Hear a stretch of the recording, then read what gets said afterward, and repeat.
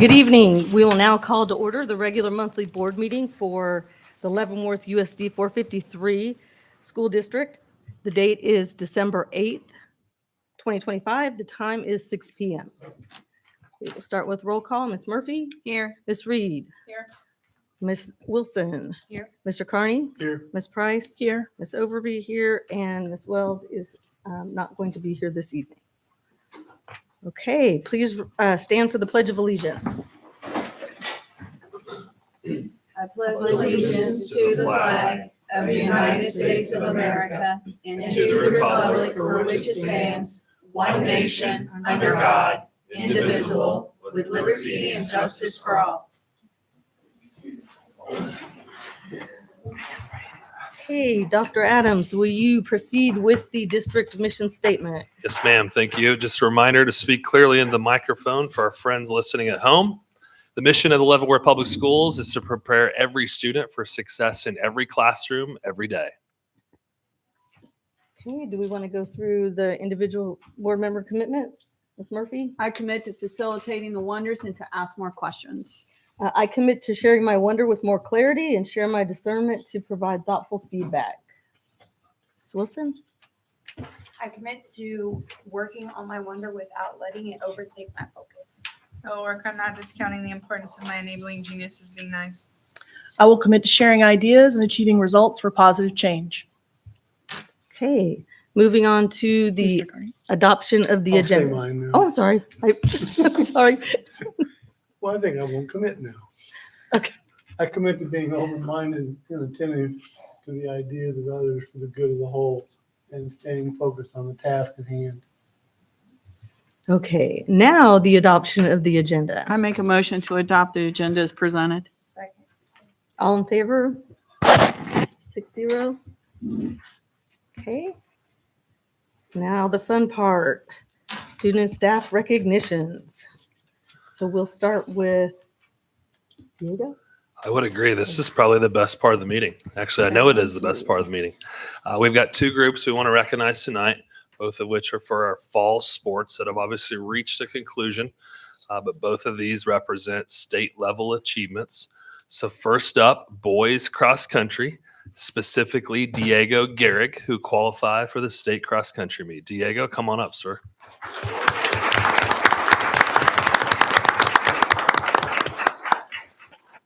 And then I'm looking for Coach Robinson if she wants to say anything. Oh, you can go right there to the podium.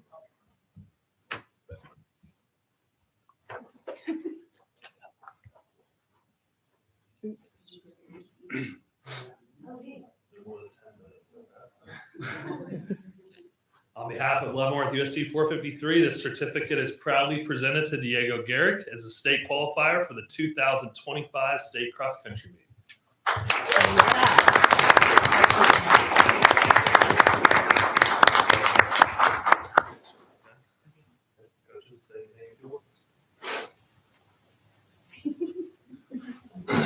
I've had the pleasure of getting to know Diego for 3 years now, and it's been so fun seeing you go from, what was your time freshman year?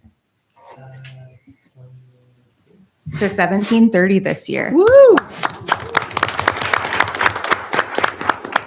And he's not just a great athlete, he's also an amazing leader and teammate, and he also had to fight injury this year. And you know you're a real runner when the hardest part is taking a break. So, way to go, Diego.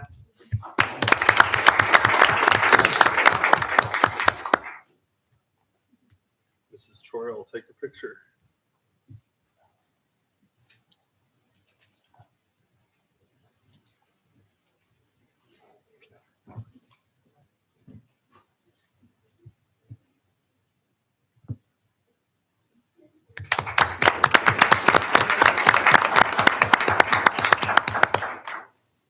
Okay, moving on to our football recognitions. Mr. Carney? All right, folks, I'm just going to warn you, this is going to take a little bit. We've got quite a few individuals. So, Mr. Carney, make yourself comfortable up there, okay? What I thought would be probably most efficient is as these individuals are called up, if they want to stand to be recognized, and then kind of at the end, Mr. Carney will take care of the certificate. I don't have all the names. Yep, I'm going to take care of that part for you. Yep. So at this time, we'd like to recognize the 2025 Leavenworth High School football team. This team recorded one of the most successful seasons in program history, earning 9 wins, the most in school history.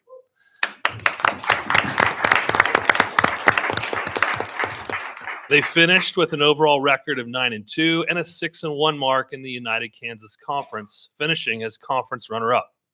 Both losses came against the eventual state runner-up, and the season concluded in the sectional round of the playoffs. We'd like to now acknowledge several athletes who received postseason honors. Our first team selections: Aaron Phillips on the offensive line and Trey Brockington, running back.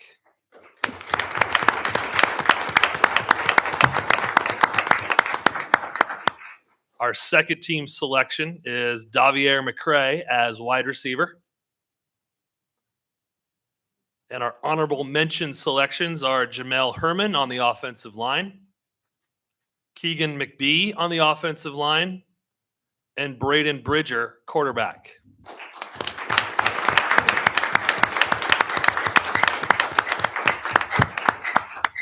Moving now to the defensive side of the ball, we'd also like to recognize our Defensive Player of the Year. He is also the KFBCA All-State nominee, Davier McCray.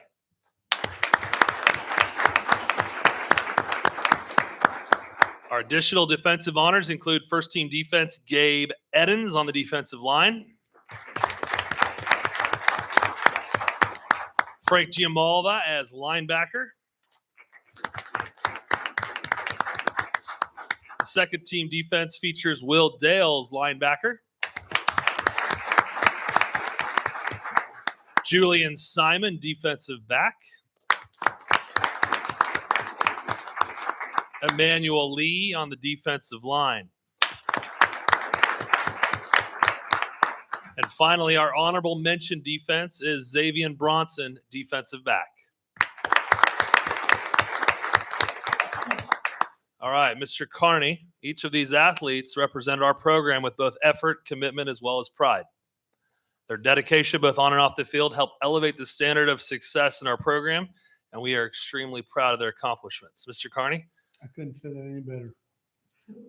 if you would, please. Do I have a team captain that would like to come up and maybe receive this from Mr. Carney? Team captain? There, you jumped right up. I like your style. I like the play too. So, that's Sachin's. Well, this is really a pleasure handing this out because it's only been 100 years since we got to this point. And I'm hoping that we don't have to wait another 100 years. I don't think I'll be here. I hope some of you might be here in 100 years. But anyway, the kids really hung together. I've been watching these kids since middle school. I went to every game this year, about every game last year, and you can just see them gelling and getting better.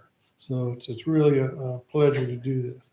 And so what this is a certificate of achievement. This certificate is proudly presented to the Pioneer Football Team 2025 Regional Championship win and historic 9-2 season record.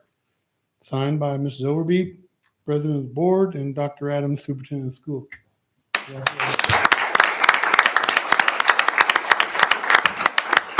What do you want to do? Ready for the next one? You want to do picture Yep. ball at the end? Yep, we'll do a picture, gentlemen, here at the end.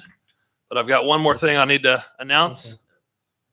All right. And finally, we'd like to recognize the individual who led, developed, and unified this exceptional group. His leadership made a tremendous impact on the success of this season. Ladies and gentlemen, help me in welcoming and giving a big congratulations to Coach Sean Sachin as the UKC Coach of the Year.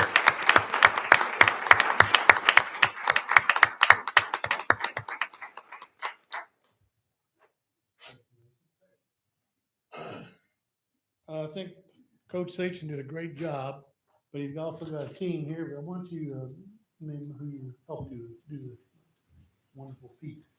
Can you give them names out? All those guys? Yeah. Couple of them. Okay. Yeah, just call them. Sure. And then, the pride that the community feels The thing that I think to be even more proud about is the young men that we're building, right? The success on the football field, that takes some talent and work ethic. But be proud of who these kids are becoming as young men, because they bought into the things that we're teaching. And we couldn't do it without their hard work and talent, as well as our coaches. Coaches in the back for our offensive line is Justin Bodie.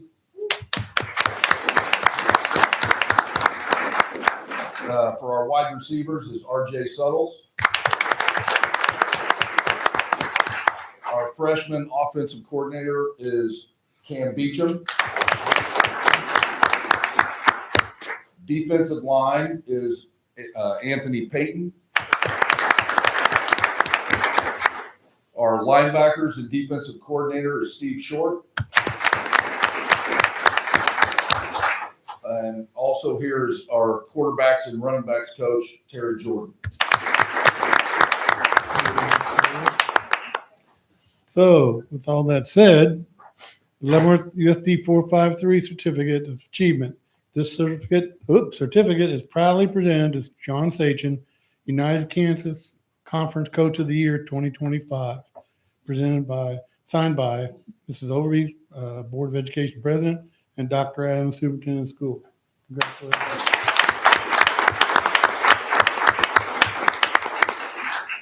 All right, Mr. Carney, thank you. Gentlemen, once again, congratulations on a historic season. If you would, please make your way up to the logo, or Mrs. Troyer would love to take your photo. Thank you again for being here.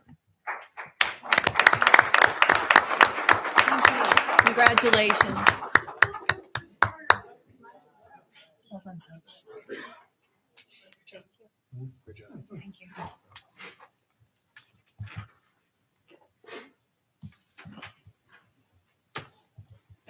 You want to take a picture with Michael?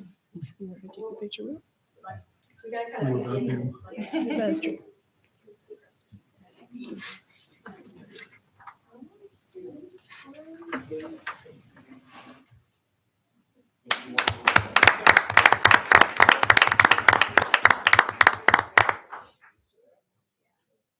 Whole crew, come on.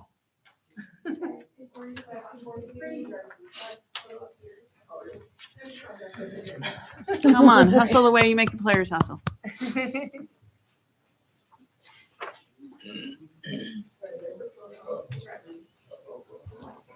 I don't think we'll see him. There'll be enough people. We can't see. You can't see us.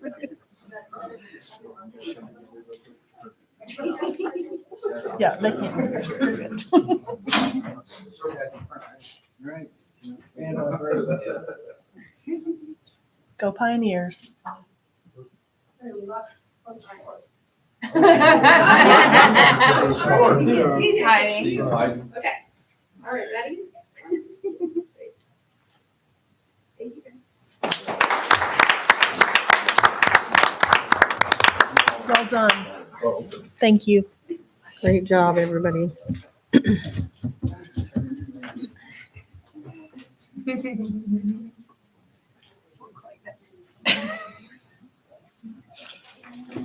Okay, moving on to item 3.1.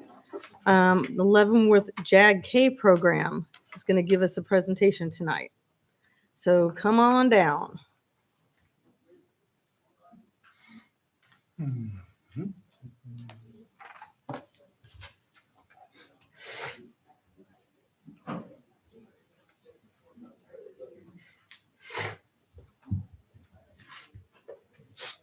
Is this the clicker? Good evening. Thank you guys for having us. We just want to give a short introduction about JAG-K and what we've done so far this year. So again, thank you so much for your time. You want to introduce yourself? My name is Miss Tamia Morsden. I'm the actual JAG-K specialist at Leavenworth High School. My name is Carla Pledger, and I'm also a JAG specialist, but I work with Success Academy. And then this is our, you can introduce yourself. My name is Reno My name is Reno Seymour Jackson. I am Jack K. Jobs for Making Graduates Vice President.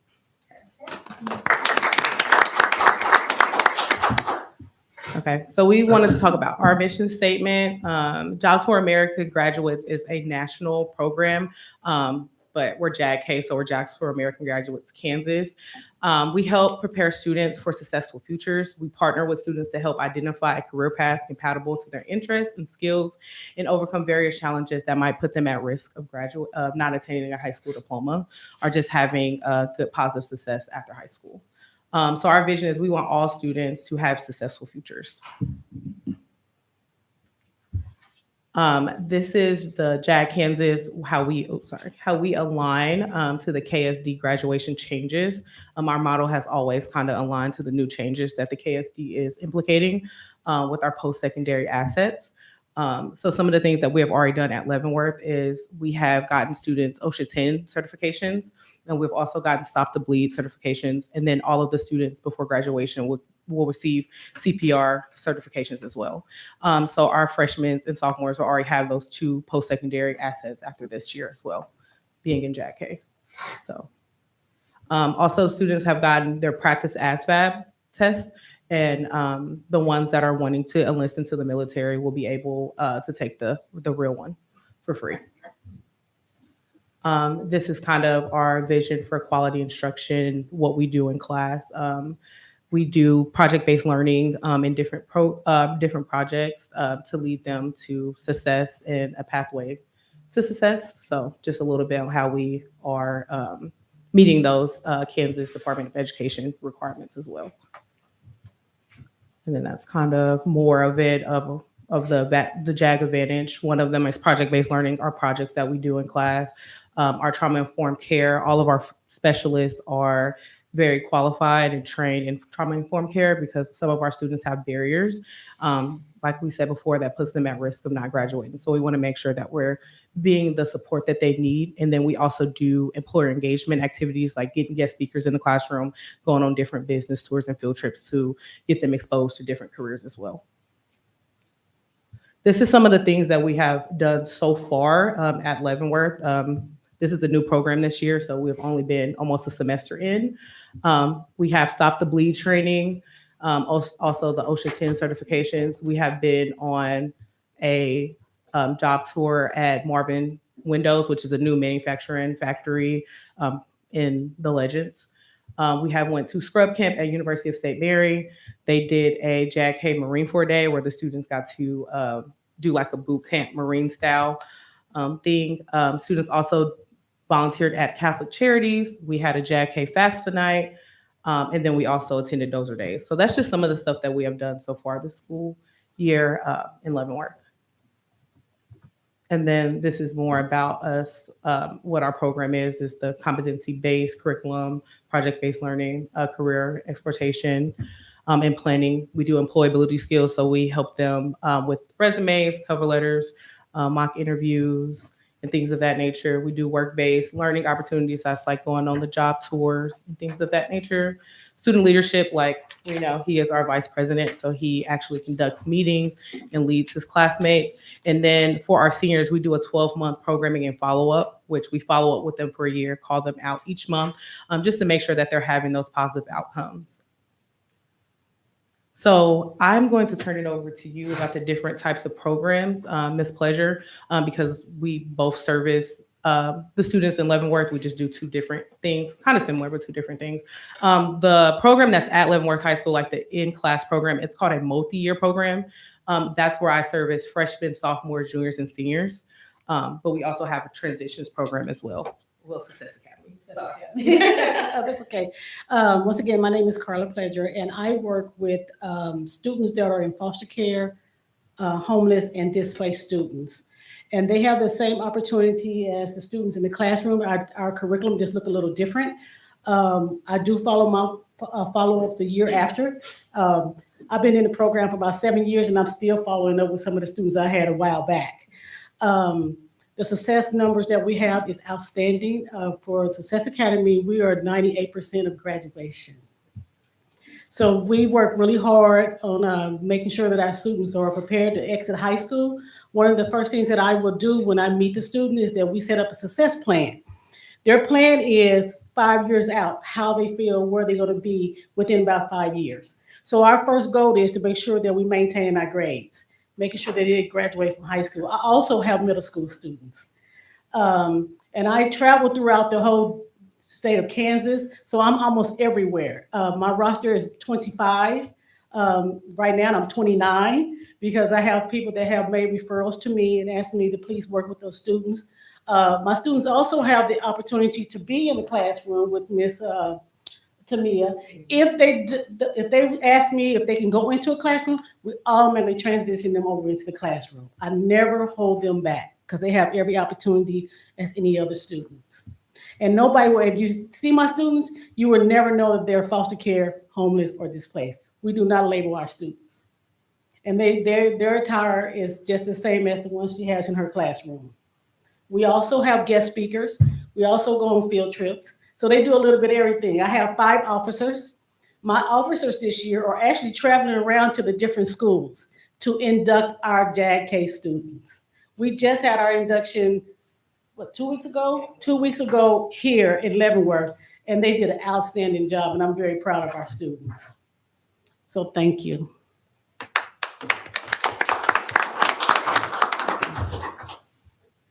So JAG-K students have a great potential and are selected to join their local program if they meet at least 6 of our barriers. Our barriers are very broad. I say that they can be from simple like, hey, I need a ride to school, or I'm on free or reduced lunch, or I have a fear of public speaking. That's one of our main ones, all the way to my parent did not graduate high school, or I have an incarcerated parent. So the barriers are very broad.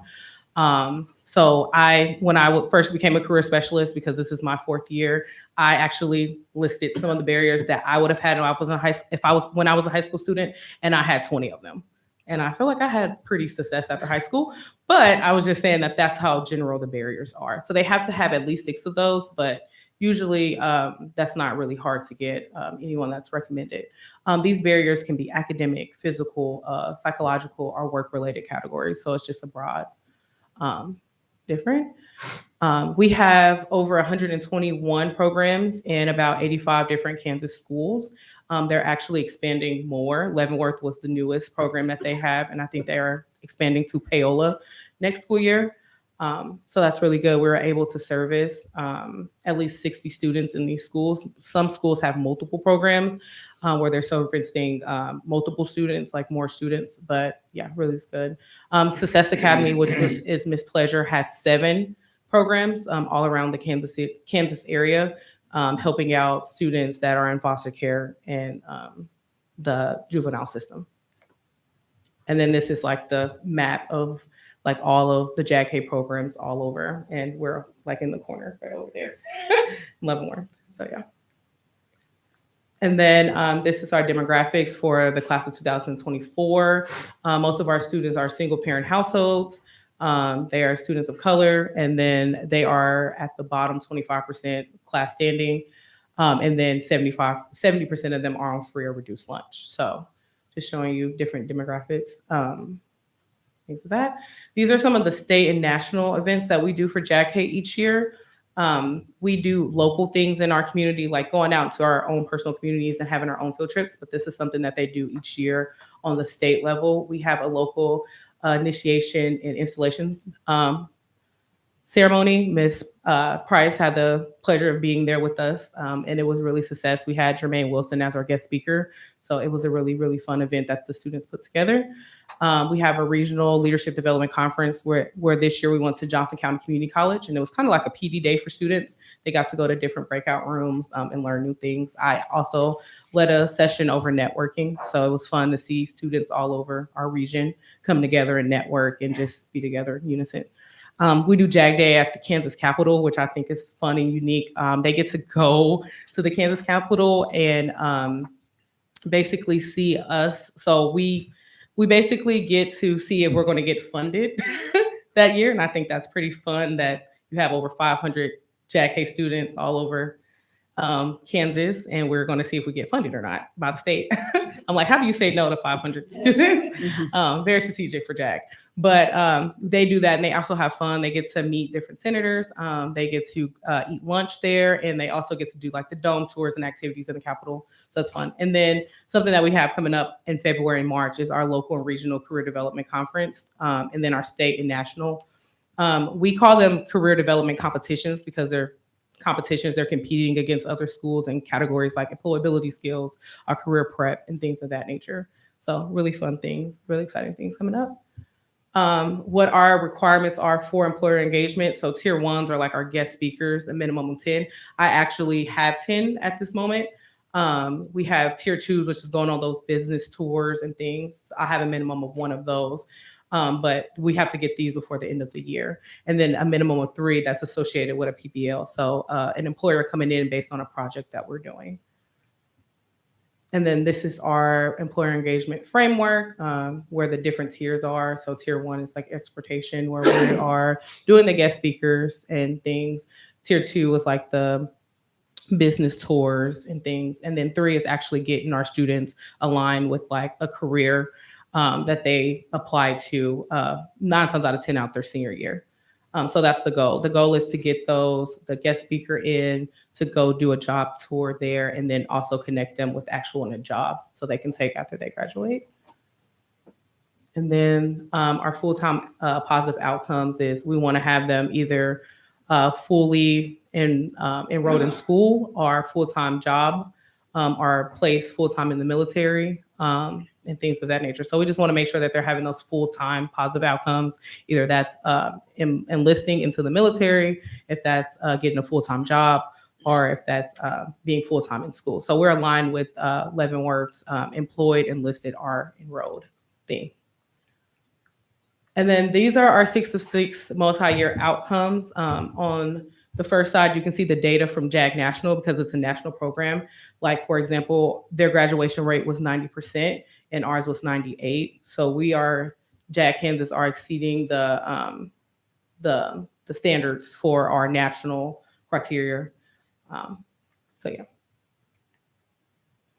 And then this is 505 9-year follow-up. Outcomes. These are outcomes like improvements in attendance rate, academic improvements, and things of that nature.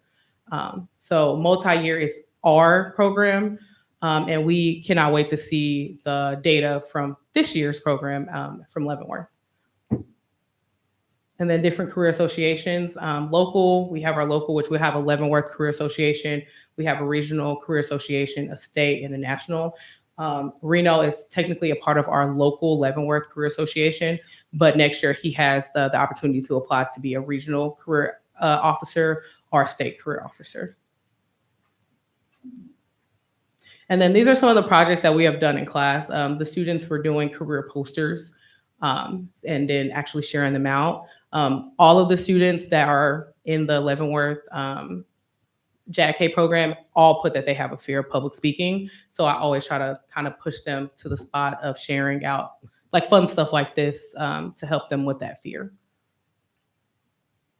And then we are piloting something new. I'm actually getting training on this summer, but the JAG is now doing micro credentials. They are piloting these programs in Wichita and Augusta. So next year, we will have the training and be able to do it in Leavenworth.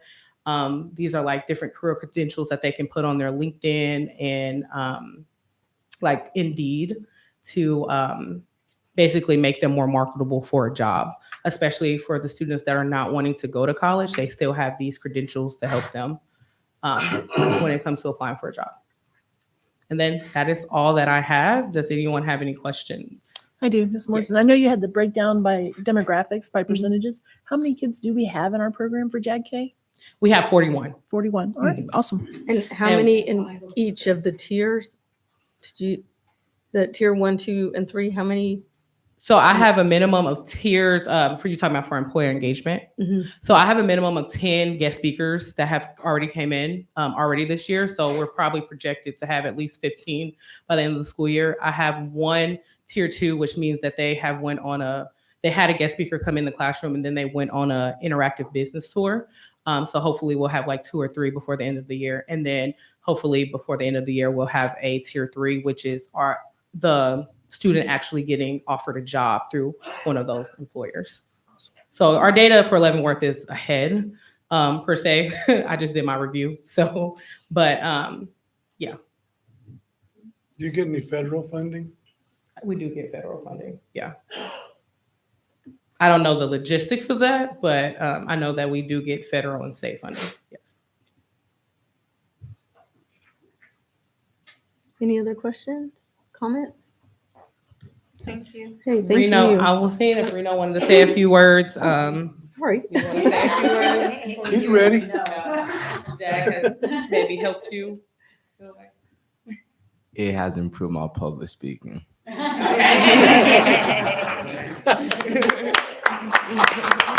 thank you guys so much for your time. Thanks. Thank you. Thank you. Right, moving on to agenda item 4, All right. executive session for non-elected personnel. All right. Madam President, I move we go into executive session to discuss non-elected personnel pursuant to the exception under the Kansas Open Meetings Act, or COMA, in order to protect the privacy interests of the individuals to be discussed, and that we return to open session in this room at 6:51. The board will invite Dr. Adams, Amy Sloan, Amy Jo Troyer, and Board Attorney Robert Hingula via telephone into the meeting. Second. All those in favor? Aye. 0. All right, let's do it.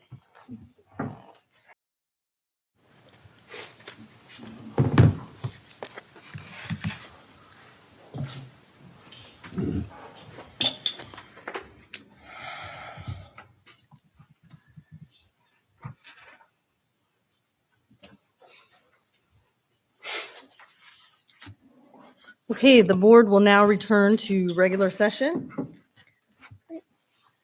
Madam President, I move that we accept the staffing report as presented. Second. All in favor? Aye. Aye, aye, aye. All right, I move to extend Dr. Adams' contract through the 2027-2028 school year effective July 1st of 2026. Second. Second. All in favor? Aye. I move that Dr. Adams receive a $5,000 retention stipend to be paid on July 20th, of 2026, and a 2% salary increase for the 2026-27 school year. Second. All in favor? Aye.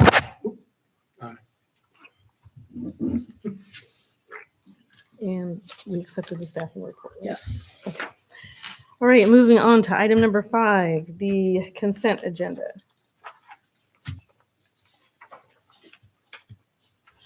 Any issues? We move to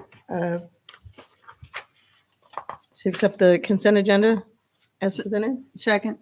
Okay, all in favor? Aye. Okay.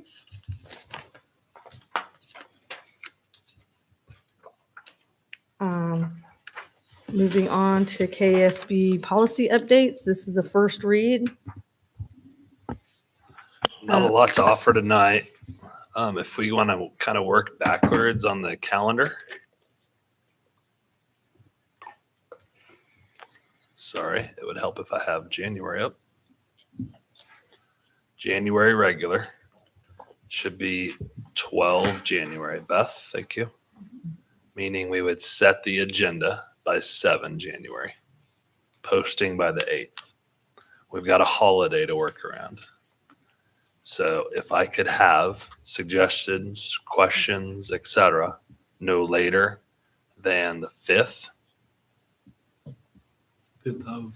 Sorry, January. 5 January. Yep, Oh. yep. That would then give us the full totality of the week. It'll still be on the agenda, like that part won't change, but it would give us the totality of the week of the 5th to be able to address the questions, concerns, etc. Just a quick reminder, the December/January update typically represents one of two things. Either issues that have come up in other districts that KSB is then saying, hey, we see a problem here, let's go ahead and address it now.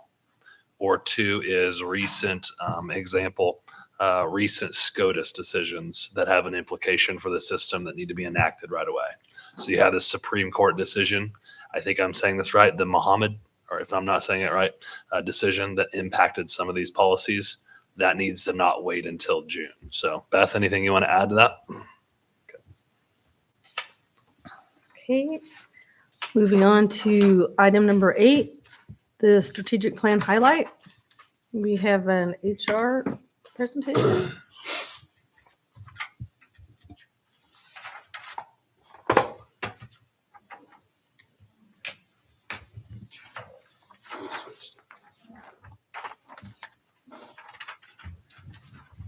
All right. This evening, we are going to provide you with an update of last year, a review of the 24-25 Human Resource and Review. If you recall, a year ago was the first time that we presented in September. This year, due to scheduling, we're in December. So we are discussing the 24-25. Everything that we discuss here is the data for last year. Just keep that in mind. We will be focusing on the areas of the staffing and personnel with regards to the strategic plan. Our strategic plan in the area of HR, you'll see specifically our objective is to recruit and retain. And the data that we share here tonight will be a reflection of our action steps that we've taken over the last year in the 24-25 school year. So throughout this presentation, you're going to see highlights of the different action steps and the data that results from that.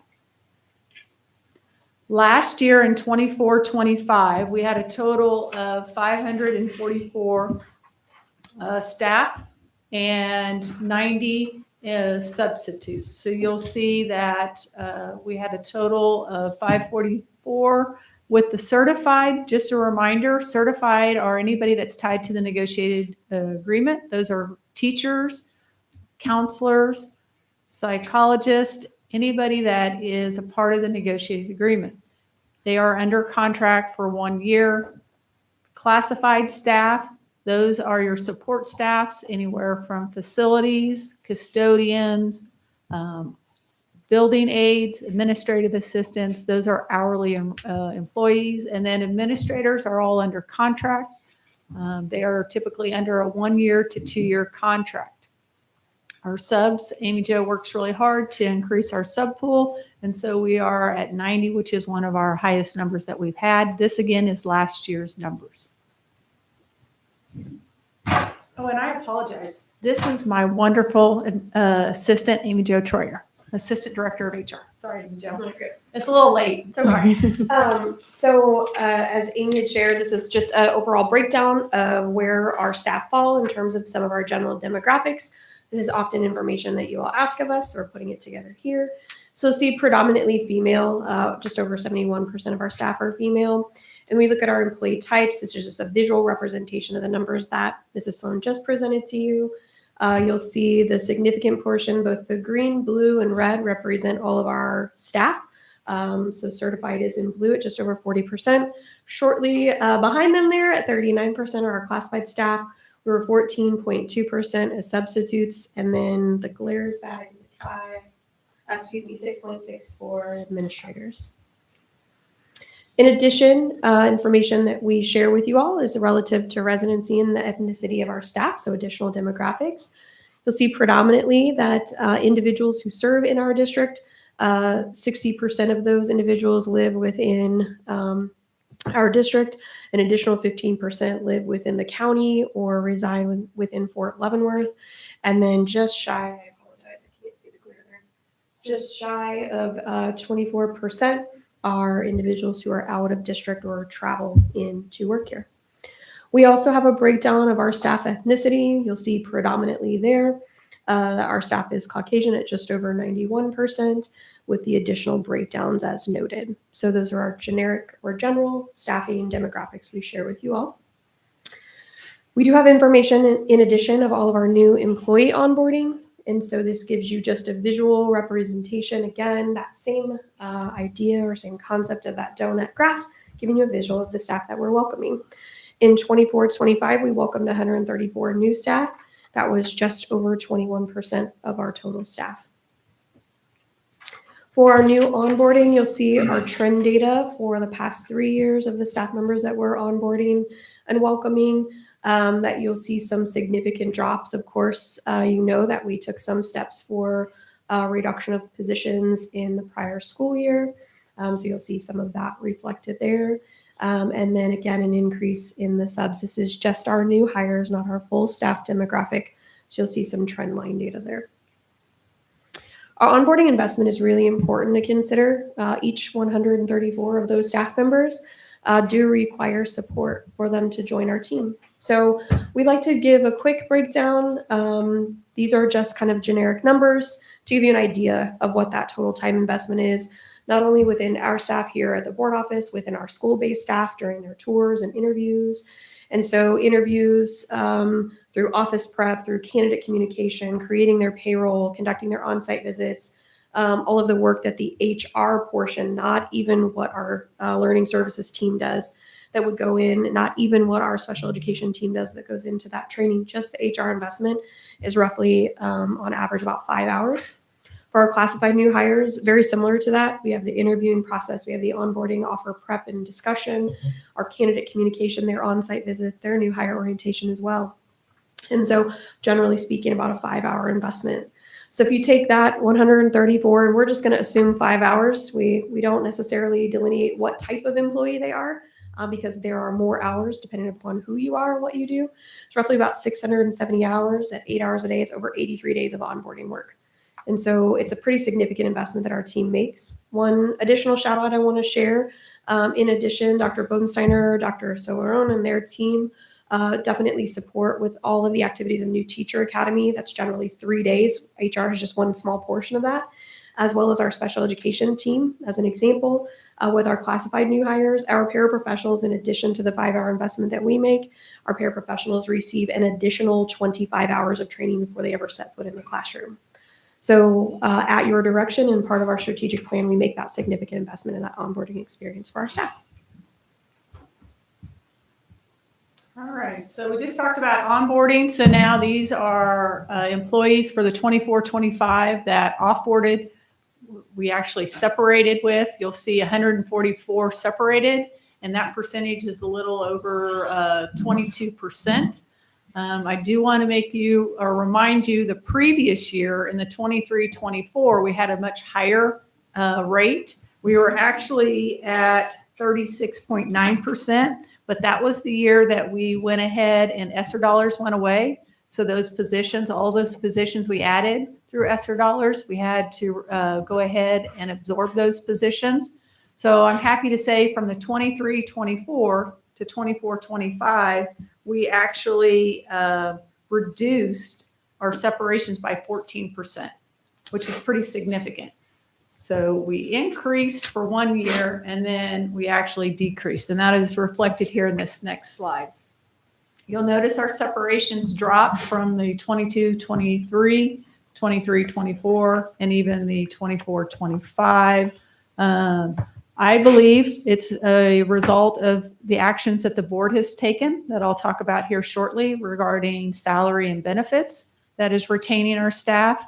I also believe there are fewer footprint, so we do have less staff, but I do believe the HR department along with administration and staff as a whole are working to retain our staff through a variety of whether that's salary, compensation, professional development, whatever.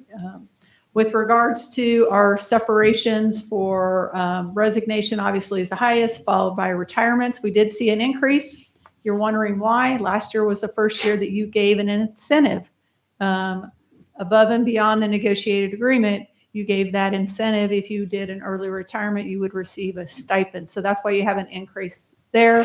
And unfortunately, we did have a slight increase with regards to terminations from 2 to 6.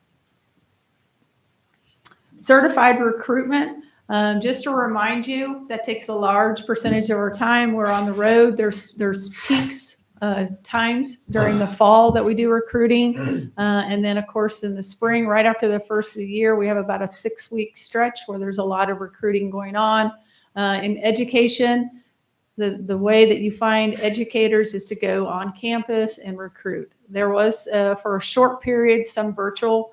They've all gone back to on-site. very few offer virtual recruiting. So we're traveling to all these universities and colleges, along with the Interstate Compact, which we are a part of. We're one of 13 states, the interstate mobility, which is allowing us to go to other states, which means we share and it's easier for licensure if they reciprocate in our state. And so we did extend out to Oklahoma this last year, to OSU and OU, and then we went to 2 universities in Colorado, and we plan to continue that with our recruitment. I will say that we hired 11 brand new to the profession, or excuse me, 13 brand new to the profession, both in-state and out-of-state, from these different various colleges and universities. And I'll let Amy Jo speak to our classified recruitment. So for classified recruitment, we do a much more traditional, or not necessarily college fairs for some of the positions that we employ. Where there are, we do attend those, but certainly we host our own job posting sites on our district website, promoting those through social media and through traditional posting. Those posts are also picked up at various sites like ZipRecruiter, Indeed. We also dual post and they are pulled to LinkedIn. We also participate in many of the chamber events and chamber advertisement for local organizations. We've partnered with ACS on Fort Leavenworth to attend our not only college fairs or recruitment fairs, employment fairs for them, but also to participate in general activities and events, what that they may be hosting for individuals that live on base, and that we are able to be there as a vendor type. So think back to school style events and activities and celebrations that they host. All of our positions are also dual posted to School Spring. It is a partner of the Recruit and Hire, so those positions are posted online. In addition to that, one of the things that we started just a few years ago with the support of the special education team was on-site job fairs. And so those initially were predominantly geared towards trying to fill some of our paraprofessional vacancies, but we began to see some opportunity for placement in other classified positions. So we do those in specialized ways, either for classified staff, paraprofessional staff. We host those here in our district facility. So those are on-site opportunities for candidates to get direct access to a hiring manager, and we're able to move forward with opportunities. I would say upwards of half of the individuals who interview with us at those events do matriculate forward into employment with us.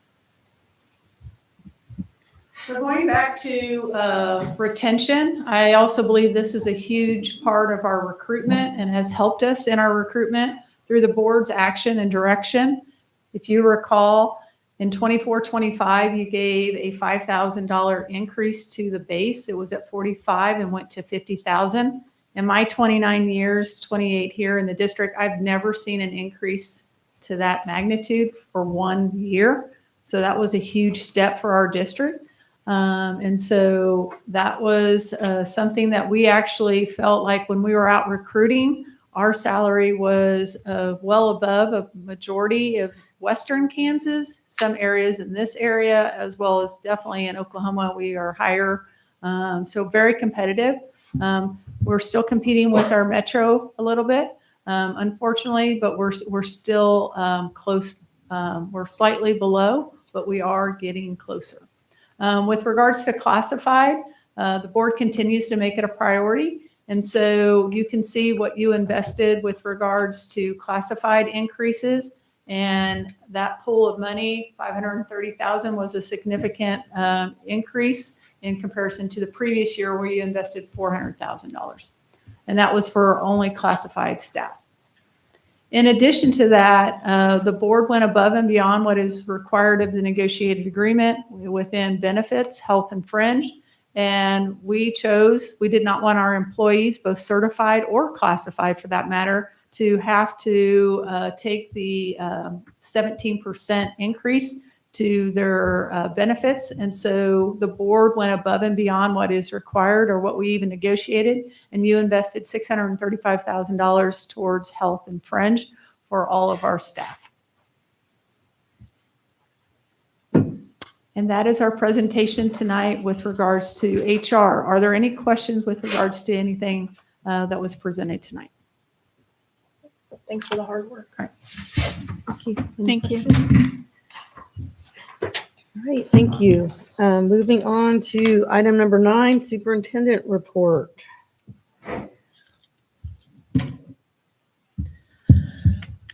All right, thank you. I'm just going to warn you right now, this is going to be a heavy topic.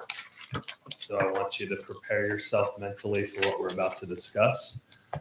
This really represents the next step in some very tough conversations facing the district over the next couple months. All right, just to kind of level set where we're at and what we're dealing with. Purely and simply, we have less students residing in the 17 square miles of our district than we did the previous year. For context, we used to be a system of over 4,000 students. We were once a 6A high school, and I'm looking at a number now unaudited that's just barely over 3,000. So you have seen that very real decline. And absent of any new or what I call regreening of those rooftops, you're going to continue to likely expect this until you see that economic development in the way of single family and or multifamily households. So that is a huge, I would say, component here. We are largely landlocked due to the geography of our district. The geography of our district is not in our favor, so to speak. Okay. At the same time, we are experiencing the same thing you all are personally at home and with certainly within our community, and that is the effects of inflation, including things like the wage environment and some of the other things we're going to discuss tonight that are either out of our control or largely are something that we have control over, but we still believe we need to plan for. All right, so let's take a look at where we're at today. And the snapshot I have here for you breaks it down pretty simple in regards to known, I'm going to say, or projected revenue. The projected revenue comes by way of the final year of the current school finance formula. That school finance formula is currently tied to a 3-year CPI that says as that Midwest CPI raises, so will the base aid for each student. So we have a reasonable reliability with that 700,000 plus number. The only caveat there is that number will not be final until April 20th. And it, of course, fluctuates as that 3-year average continues. You're going to see a blank there for impact aid dollars because this one still largely eludes us in how to best collect that. But for context, this is for both our military as well as our federally connected students. Those dollars flow when a survey is properly completed by the family. The caveat here is the family has, I would say, no incentive to complete it because there is no net gain for the family. The net gain is entirely for the district. So I would love for ideas, suggestions, and otherwise on how we can bolster that impact aid dollars because, again, that represents revenue that I would say has very minimal expense attached to it, that expense being, of course, our staff time. So working from that, I'm going to call it 3.3 deficit. I'm just rounding numbers here. We've got in the neighborhood of 700,000 so far in revenue. The rest, of course, then represents, if you will, deficit savings. Today, as of today, we have a total of 607,000 with positions that we have effectively frosted. So I've asked staff to implement what we did last year, which is to frost positions at the onset, and then we can decide which ones we will slowly unfrost once we cross that proverbial line. So you'll see the breakdown for our 3 classifications: administrative, certified, and classified. So net total, just over 1.3, leaving our gap as of December 8th. Let's just call it a nice even $2 million. Let me pause there. What questions are there about the financial picture?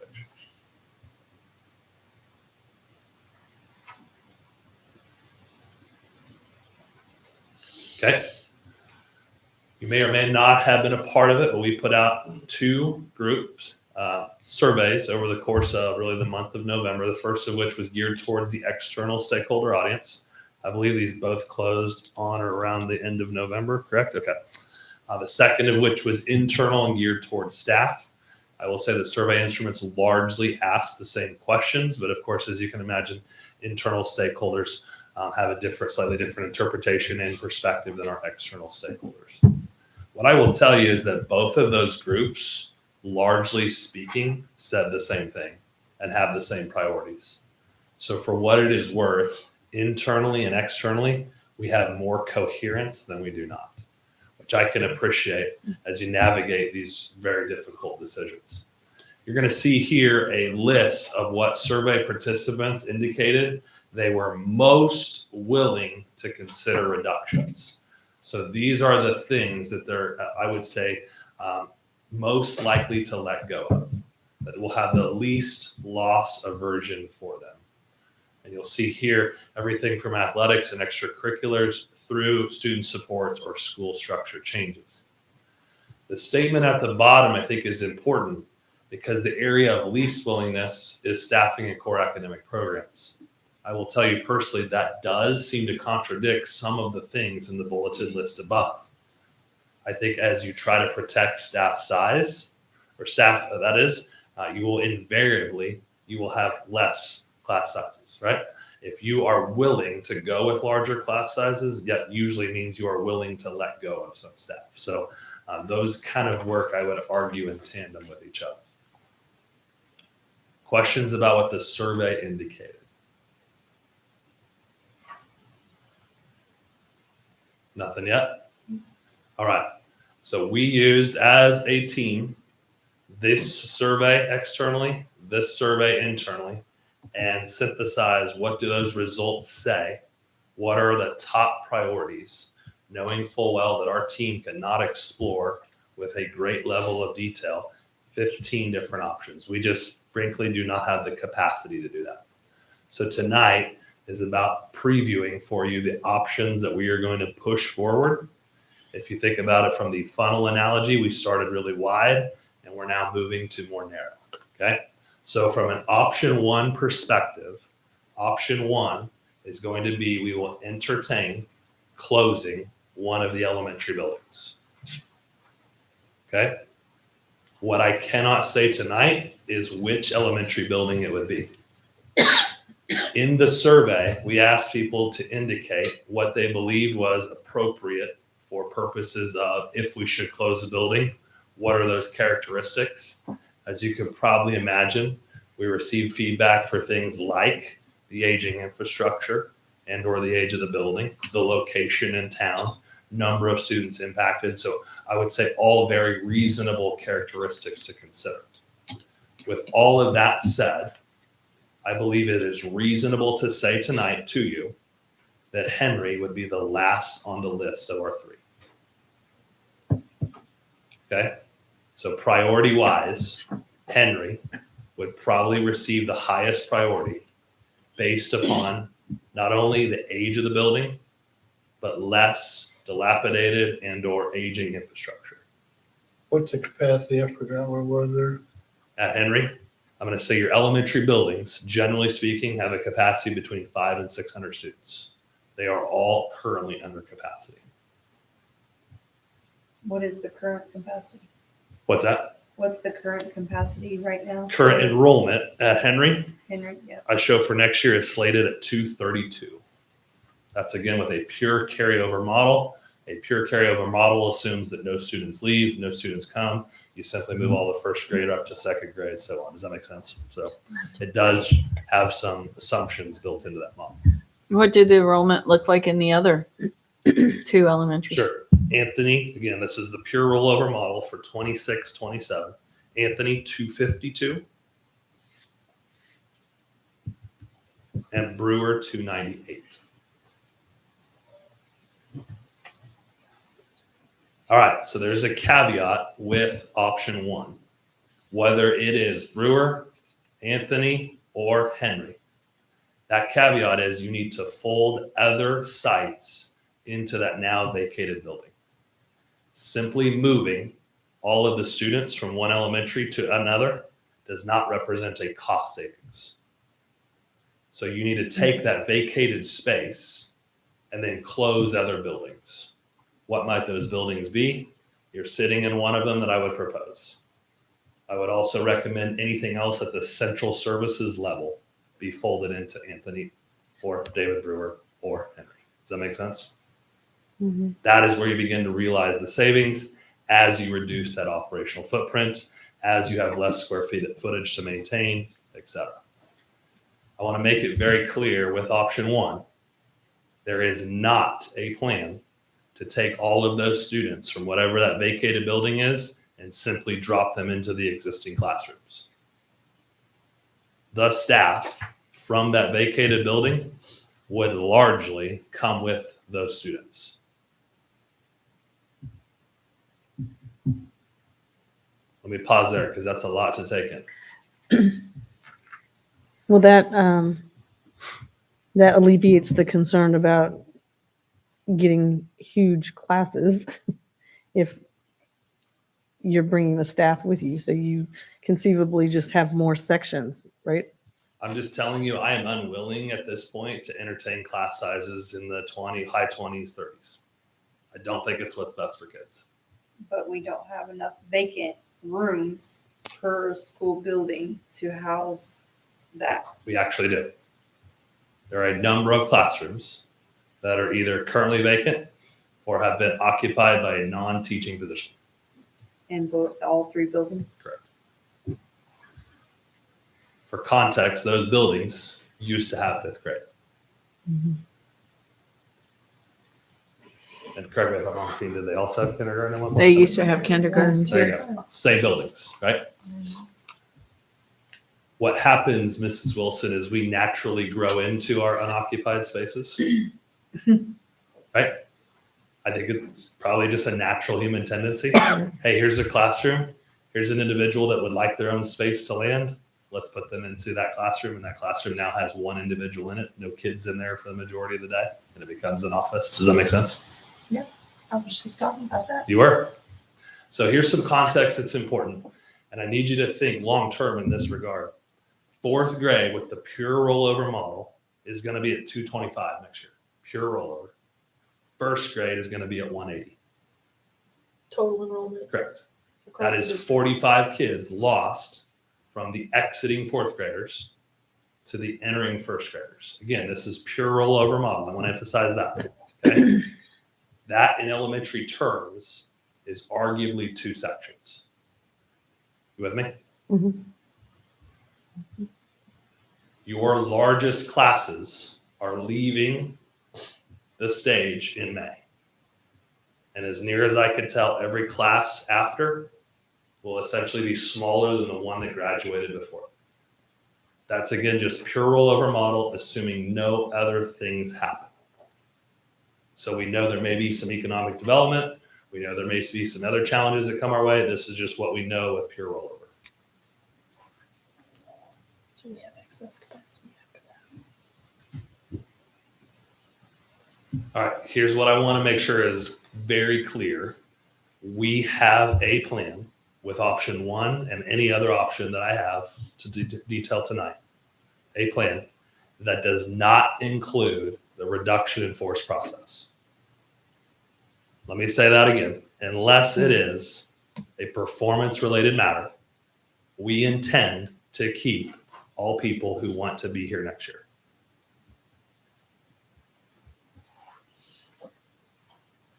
They may not sit in the same seat that they're sitting today.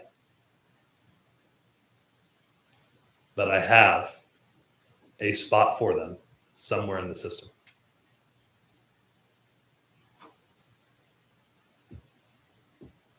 Any other questions on option one?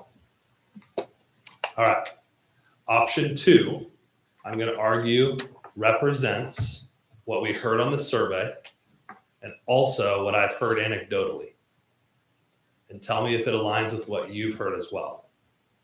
Option two is to reimagine the current 5-6 campus, meaning, or including, let's say, repatriating the fifth graders back to their home elementaries, shifting possibly the sixth graders up to the middle school, possibly a combination of both of those. But I believe that building has a lot of life left in it.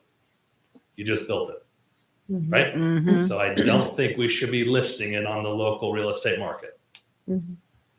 But what I have heard ad nauseum since taking this position is a concern about that transition right there from 4th to 5th and some of the behaviors and otherwise that are at that building.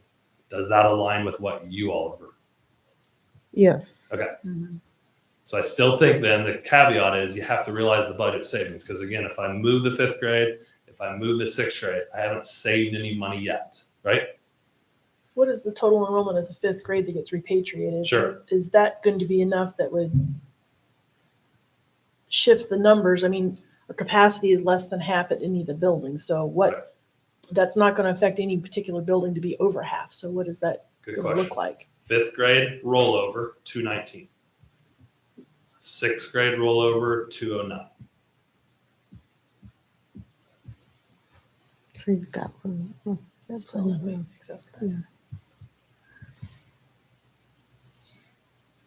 All right. So the second part then, where the savings comes in, is you have to move other programs, just like on option 1, into the intermediate. So again, the idea, again, reduce the operational footprint, realize savings when you have, classes that get combined and you can go from say 10 sections to 9, all those things that come with that. So largely a mirror, I would say, of option 1 with that second part.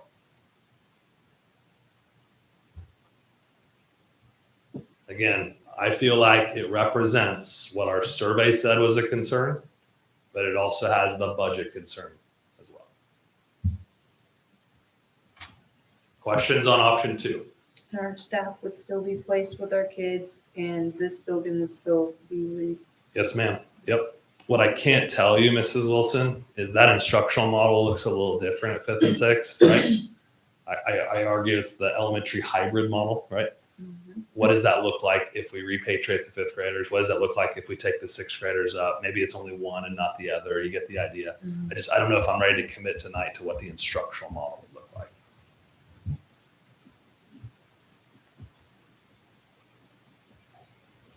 All right.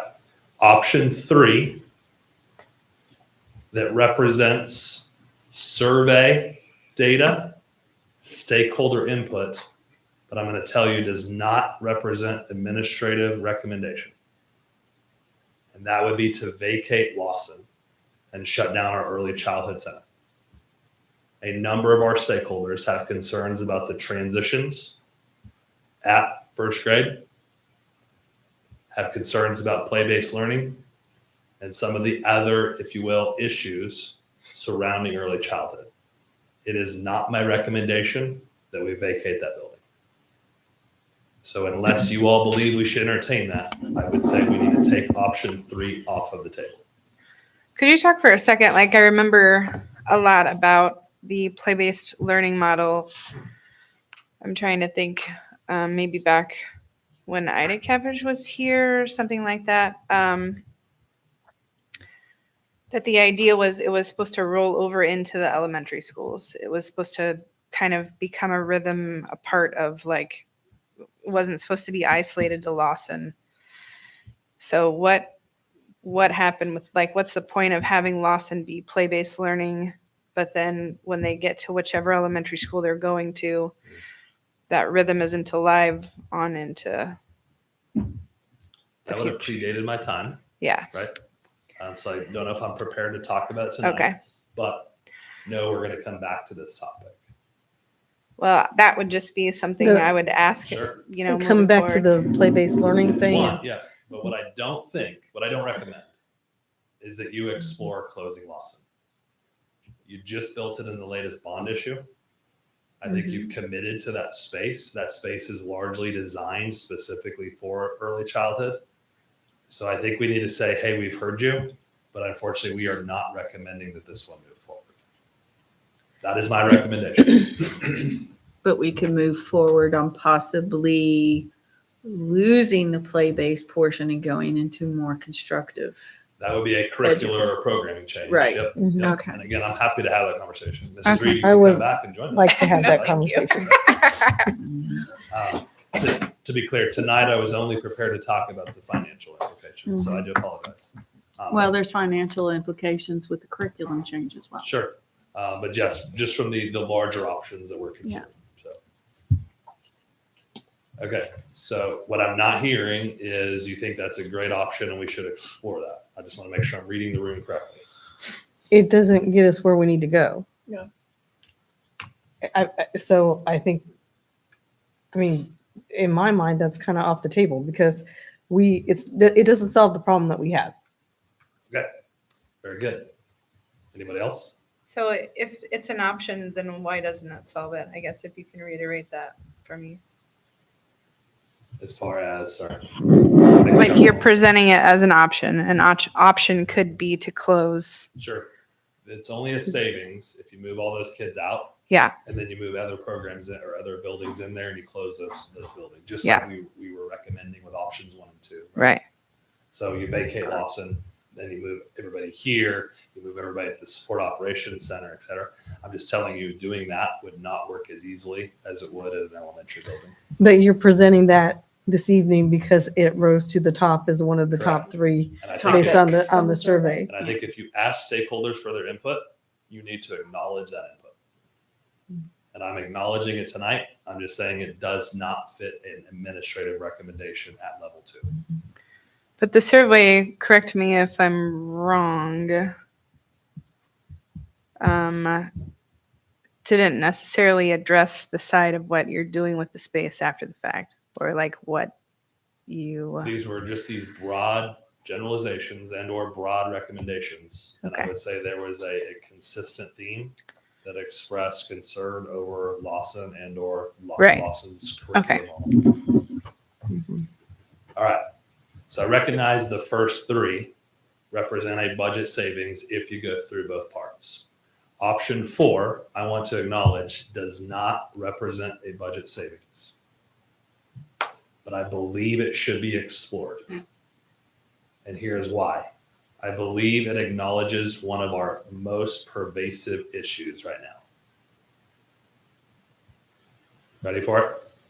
I believe we should actively explore a comprehensive alternative setting K through 12. I want to emphasize this does not represent a budget savings, but rather a shift in current dollars. Here is why I believe this should be explored.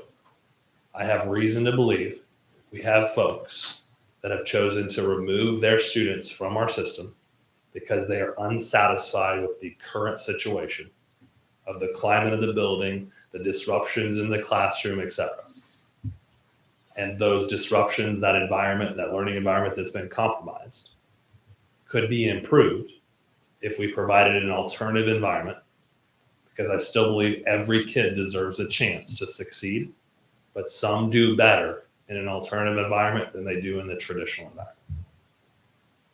So I am acknowledging that this very much has conjecture built into the model. I do not have a dollar figure to tell you, but for context, every student that we lose is north of $10,000. If you could gain back 50, 75, 100 students, that has a real implication for you. I also believe it acknowledges some of our other systemic issues that are tied to the disruptions in the classroom and other ones. Let me pause there. Is there capacity to do something like that within one of the other options? Yeah, I apologize. I didn't preface this. These options should not be viewed unilaterally. They're all They should be viewed as potential hybrids, potential pairs, potential trios, etc. Right? Option 4 is likely not possible with your current bricks and mortar space. Okay. Option 4 becomes a reality if and when options 1 or 2 are executed. What I don't want, Mrs. Overby, is we have a great plan, we figured out how to shift staff, et cetera, but we now need 40,000 square feet to educate our alternative space, and we don't have that. Does that So make if sense? we execute option 1 or 2, option 4 is off the table? Is or No, no, no. I'm saying, no? It makes it It could be- able Oh, okay, okay. because of space use. Okay. Because what I'm trying to do is reduce the operational footprint. So what I don't want is, hey, we need to add an alternative center, so now we need a new space. Right. I want to try to be able to reduce current space. To be very clear though, this one does not represent a savings. Where the, I'm going to say, revenue comes in, or where the financial sense is made, is as we address some of those other issues that I believe would be resolved by providing a true alternative environment. Tell me if you disagree, but I believe we have families that have left the district because they are unsatisfied with the current climate of our classrooms. Now, option one, if you vacated a whole elementary school building, would you have the capacity to then maybe consolidate board offices, facilities, technology, and maybe have the alternative, comprehensive alternative setting? I believe Do you yes. think you would have the capacity to do that with that large of a building? Like if a whole building were vacated? Yes, that's what I do. Let me ask. How many students do you think that we have enrolled within our district right now that should probably be served educationally that you would consider as an alternative student? I'm going to say typically an alternative site will target your 5%. Number.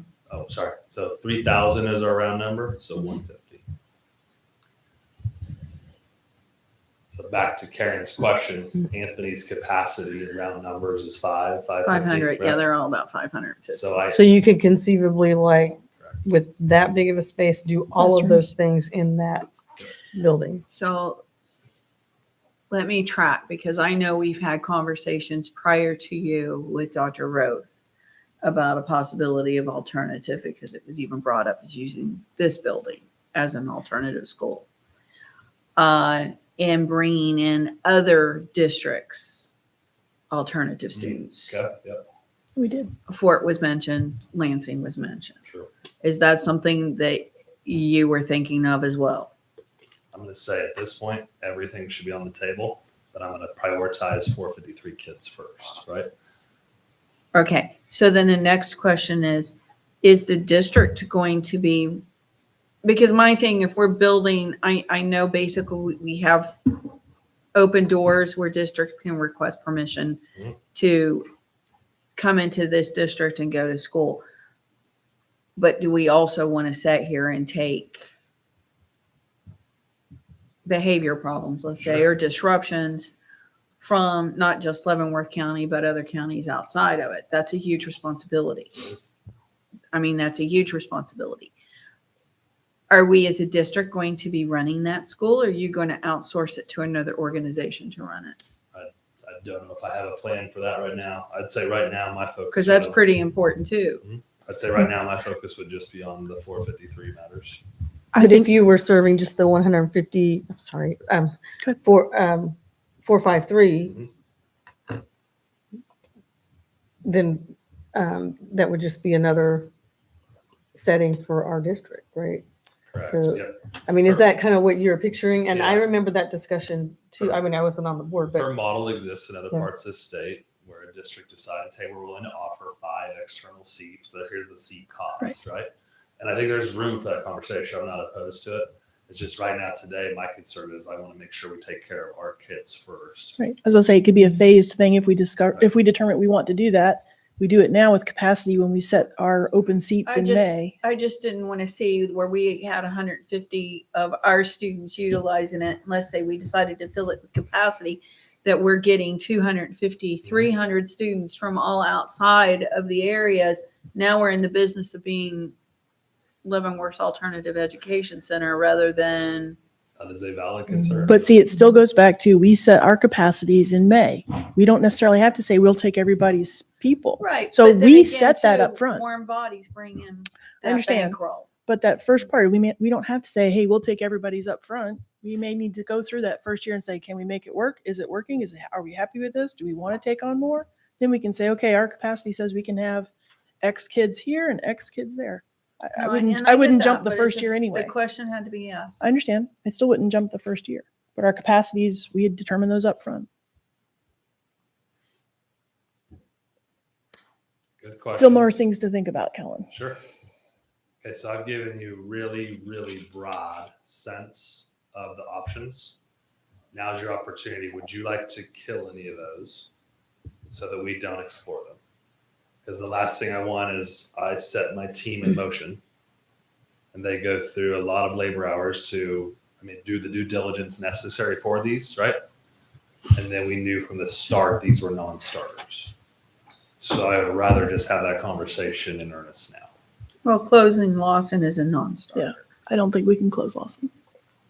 We need to change curriculum at Lawson. We don't need to close Lawson. I will remove option 3 from our investigatory exercise. And option 2 was moving to Warren. Is that just moving just 5th grade? Or are we moving 5th and 6th grade? back to. Yeah, so it's repatriation of 5th grade back, but is it also moving 6th grade out? Or is it like a So you've 2A got and a one whole 2B? side. Yep, it can include both. It Okay. can include one or the other, or it can include neither. So I would really argue you have options. Well, I'm just asking when you pitch that, is it Sure. 2A, 2B? I just think we need to see those options. It's Understand. really hard to ask to cut that if we don't see that. Yeah, because the numbers, I'm Especially the concerned. various phases that are mentioned on it. Sure. Just from, Numbers. I think option 1 and option 2, because option 2's got 2 parts, because you're gonna vacate that side of the building, and so now what is gonna go in there? Yep. But I feel like those are the 2 that your efforts should be concentrated on. I don't know, is that the consensus? That's in my mind, because it gives you the savings, and like you said, you don't have the man hours to do, what if we did this, what if we did that? So I feel like you should concentrate on those 2 options and kind of fleshing that out and give it and seeing what it might look like. Great.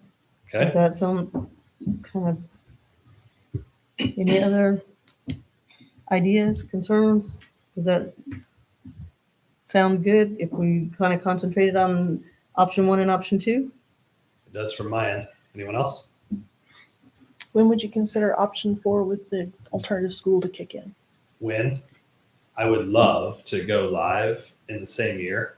But what we're finding with Nettie, as you vacate a building, it is not as clean and simple as 1 month after school, you're ready to list the building. Does that make sense? Right. So we may very well, just being fully transparent, have a transition period before the building is ready to go live. Does that make sense? Sure, that's part of my, when you said originally it was K through 12, but yeah, I've got some questions about how that would be implemented. Sure. So,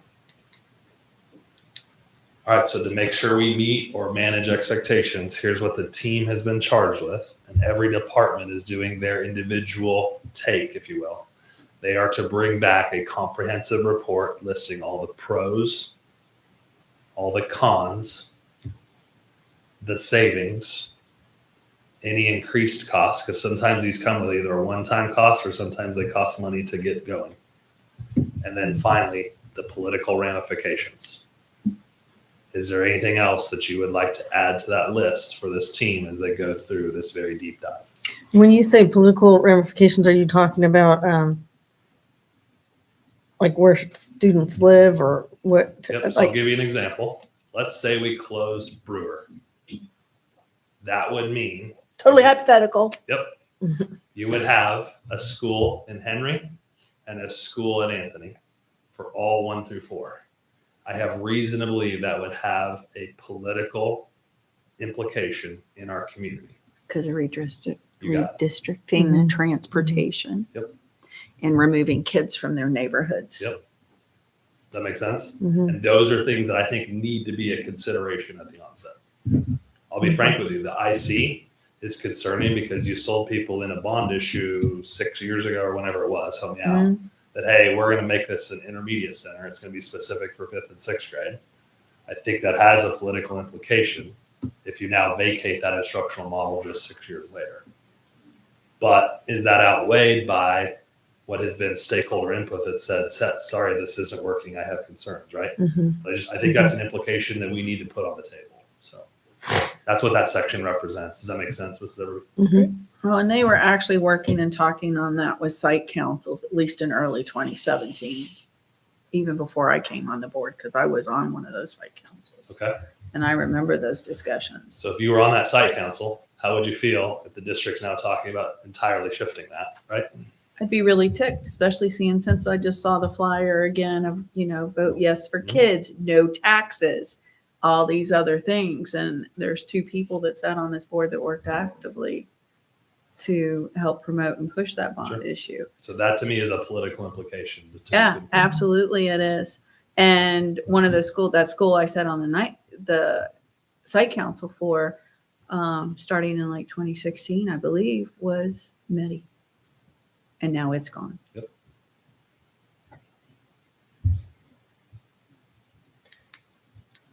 Clarification, when we do this centralization of central office stuff, is the intent to bring everything? Or do you think some things will still stay, like some facility shops? Because some of those shops have other things that may be difficult to move. I'll paint this with a broad brush, but this office probably moves easier than anyone else because it's largely office spaces, a training space, right? The support operations center largely is more difficult because of the staging area, storage area. Does that make sense? So I cannot promise you tonight that everything would move. No, I'm just saying, when you're saying the pros and cons, I'm thinking some of that. 100%. Well, and see, that's the other thing too. Let's say you're moving into that other building. My mind's immediately going to retrofitting, and retrofitting is not cheap. So you're taking a cafeteria, a kitchen, an auditorium, and you're retrofitting it into office spaces and cubicles. Yep. That's not going to be cheap. It's not necessarily going to save anything. Yep. We recognize that any move will always have a cost with it. So that is why that one of those 5 sections was, what are your increased costs? Either permanently as an operational cost or as a one-time transitional moving cost. But then we also need to project what things are going to look like in 5 years. Yes, ma'am. And the studies due when? Oh, thank you. Beth has authorized that work, and that will be, in my opinion, integral to some of these conversations, especially if you get into the one about redistricting. I think that alone will justify that enrollment study. So that should be back to us in mid-January, if I'm not mistaken, Beth, right? Just in time for the January board meeting.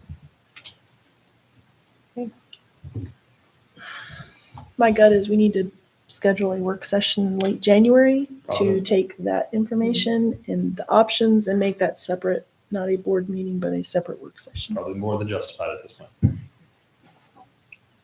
Thank you all. Thank you. Thank you. Okay, moving on. Do we have any unscheduled patron input? Yay. So we'll go to board member comments. You want to start, Ms. Murphy? All right. First, I want to start with a request. I want to thank you for all the information and everything that you've given us to digest in this meeting. I would ask if it possible that we have the slides. Most of the time, the slides used to be attached. So we're not either trying to look over here or not being able to see that over there. If the slides are attached to our things, we can at least see it here, please. Beth, I assume we can do that. And if they're attached in advance too, before we come to our meeting, we can also digest some things prior to and maybe formulate questions and answers even before getting in there for things that we might not have thought about. Understood. Thank you. I appreciate that. I got a golden ticket. Thank you. I can't wait to go see the play. And also I want to thank our students who participated at the Mayor's Holiday Mart and tree lighting. We had quite a musical cabaret. Cabernet? Cabaret. I don't even know. I don't drink Cabernet. Cabaret, entertaining us, singing and dancing on the stage. And it was very nice to see that. It was very festive. And I know all the patrons that were there thoroughly enjoyed it. So we want to thank you for that. And we hope everybody had a really good Thanksgiving. Please be aware of all the weather and fun that's going to be happening. Thank you, teachers. I know it's been a big transition getting back. And even with the extra snow day thrown in, making the holiday longer, we do appreciate you. And I want to thank Vanessa for her 4 years of service on the board. It's not an easy position to set in. It does take work. We can sometimes end up taking calls all hours of the day or night. But, thank you for taking the time and standing up. And thank Mr. Kearney for all his multiple years. I've only served with him for 8 full years, but thank him for his service to the board as well. It definitely has been quite an adventure over the last 8 years, but I still appreciate everything that he has done or tried to do over the years that he's been on the board. So thank you very much for your services. Okay, you want to start down with Vanessa? 4 years. Oh, gosh. So I'm definitely thankful for this opportunity and those that voted me in 4 years ago. It's been quite the ride, I have to say. And I wouldn't trade it for anything. And I will be interested to see what you guys do with the decisions you have ahead of you. And I'm not going anywhere. So I'm just not going to sit here anymore or probably be at these meetings because I promised my daughter when I got county commission I would not have these monthly evening meetings. So thanks again to everyone that was a part of my journey, whether you agreed with me or not. I feel like I learned a lot and I value every experience that I had.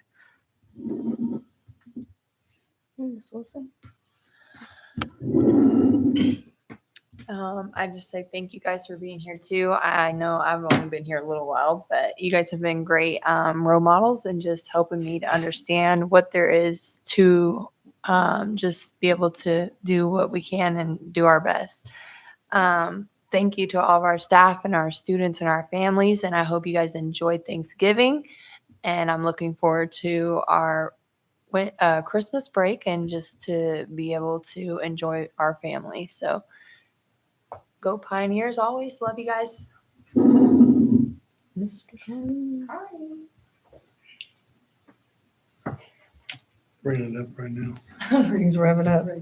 So I think well, you probably forgot it, but the reason I got on the board in 2001 was because my daughter got assaulted at West Middle School. I think you can hear me, can't you? And so I go to the principal and wonder why a guy that had 6 prior assaults in that same building is still in the school, because they had juvenile detention center back then. And he didn't have a good answer, so I said, well, we'll have to get some answers. And that's when I ran for the board. Mr. Darling was there, I believe. And since then, it's been kind of like, I like to reflect on the fact that it was the best of times and the worst of times in the last 8 years. And I say that because there was just too much implication or intervention from, well, say radical somewhat legislators and other operatives that I think caused some real chaos in our district. And I'll stand on my grave and say that till the day I die. But there's been a lot of good things too, and that's the best part about it all. I mean, we don't get very good press as far as I'm concerned. We need to get somebody back in that PR job and get some, we're always feels like we're looking for dirt instead of diamonds. And with our current, we just don't get good publications for things. Like when we had 350 kids get, honor roll. And then somebody turned around and we go, all these kids can't read, can't write. Why do you get 350 kids on the honor roll? Can't read or write. So that whole scenario just started in the last 8 years. And we never had the people that are in those places should be supporting the districts that they work or where they are. So if you're in the 41st district or 39th district, you should be, if you're a legislator, you should be supporting your school, not bashing them. Yeah, I guess I'll just leave it at that for now. Thank you. Ms. Price. Alrighty, it's December, it's the end of the semester, so I know that lots of students are starting to look at their calendar going, oh goodness, their last reports, the finals, the papers, all the things, good luck. I know you are excited about that, but I know the teachers are all more excited about having to grade those papers and finals, but hey, it'll be great. You'll have a great 2 weeks afterwards to recharge over the holidays. Please take the time to recharge over the holidays. Be with your loved ones, take care of yourselves, come back recharged for the next semester. And I hate saying farewells, but to Ms. Reed, to Mr. Carney, thank you for your years of service. It means a lot. And I challenge both of you, keep doing the good things for the district, because once you're a pioneer, you're always a pioneer. And thank you all. Be a good human. That's all I got.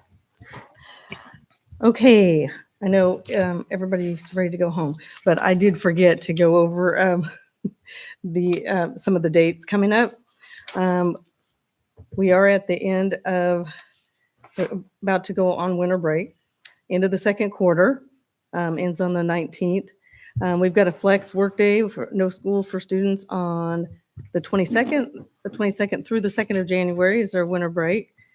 January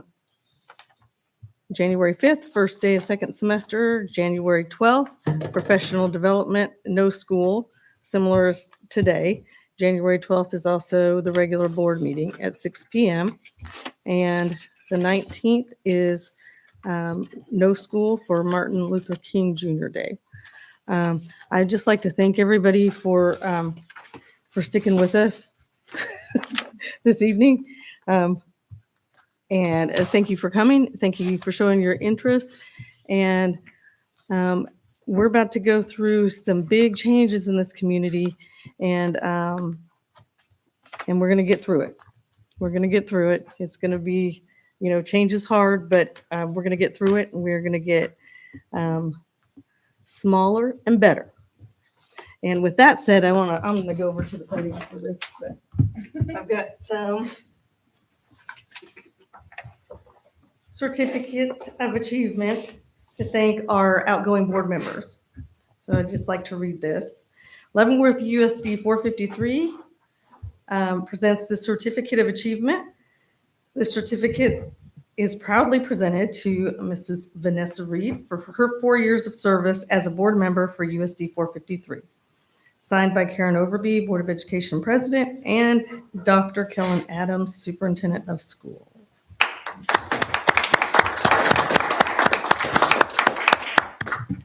And this certificate of achievement is proudly presented to Mr. Mike Carney for his 16 years of service as a board member for USD 453. Signed by Karen Overby, Board of Education President, and Dr. Kellen Adams, Superintendent of Schools. Thank you for your service. Thank you so much.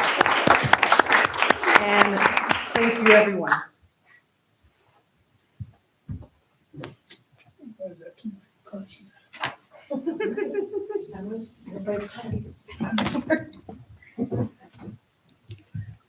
And with that, we're going to go ahead and adjourn this bad boy. Have a wonderful winter break. Finish strong. See you in January.